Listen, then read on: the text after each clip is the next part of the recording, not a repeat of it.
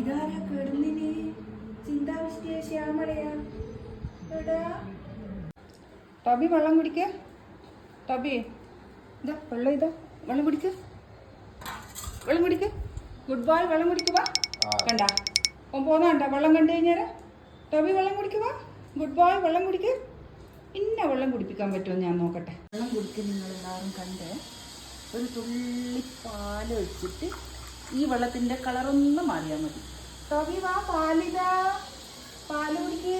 കണ്ട വെള്ളം കുടിക്കണം. ഇതാണ് ഇവനെ വെള്ളം കുടിപ്പിക്കാനുള്ള ഐഡിയ.